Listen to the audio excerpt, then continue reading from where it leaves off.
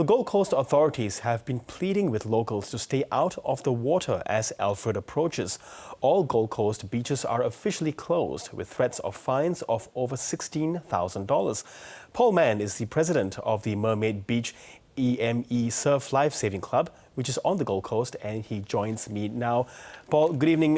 Good to have you with us again today. Now, we spoke to you yesterday. What are the conditions like there at the moment, and how have things changed? Yeah, look, I'm literally bunkering down. It's wild, it's windy, it's lots of rain, bunkering down, staying safe. It's pretty crazy out there. And what have you had to do at that Surf Life Saving Club to make sure that all best preparations are made for the onslaught of rains and winds? Yeah, so we last night we went through the weather event last night, no damage, really checked it all over last night, in a good position. So yeah, we've locked it down and we are in a good position and just waiting for this weather event to happen. Yes, and we've seen authorities now threatening fines for people that don't stay away from the water, as we saw in the past 24 hours.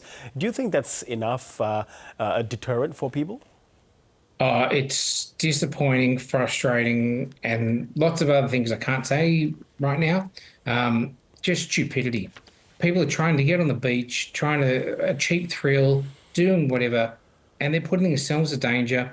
You know, some people got dragged out today. First responders had to go and save them. Like, you're putting other people's lives at risk. Like, what? Why? Like, yes, okay, stay away from the beach. That's the simple message. Yeah. Don't like that's all it is. That's the simple message. Stay away from the beach. So were there people that had to be pulled from the water today? Yeah, there apparently two people get pulled by first responders. They were trying to beat the waves and run around and think, oh, I can run up the sand and beat the wave before it gets me. Got two people. They got dragged in. A couple of first responders had to grab them and save them. And there were still people trying to play, I'd say chicken is the best way to do it with the surf. And this surf is just crazy. So it just, I can't comprehend it, but it's just, yeah, people are just being silly. Yes, and then when it comes to those first responders who've had to rescue those people you're talking about, where were they from?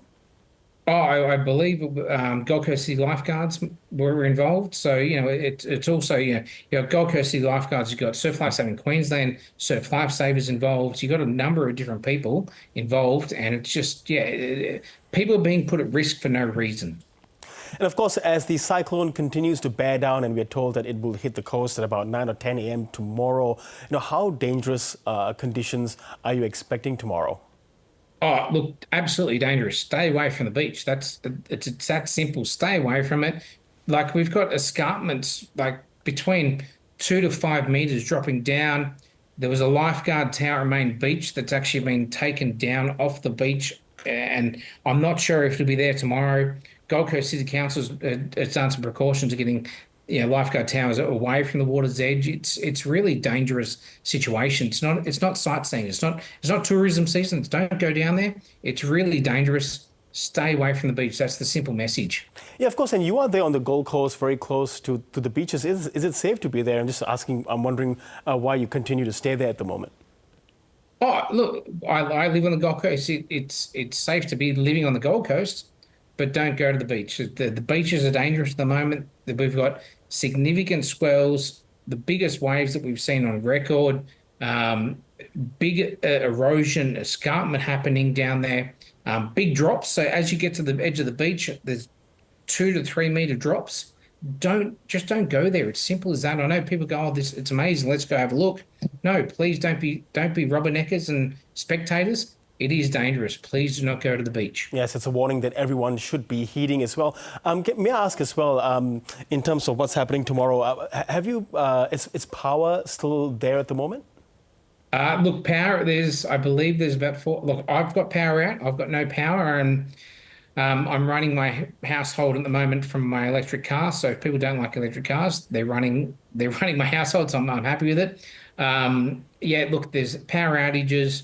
Energex have said earlier today that for their safety of their staff, they've stopped work. They will actually only come back once the cyclone has passed.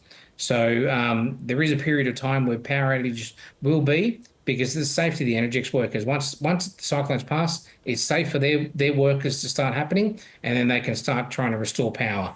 And Paul, you might be there at least for another 24 hours. Have you prepared yourself in terms of what you might need over this period? Yeah, I have.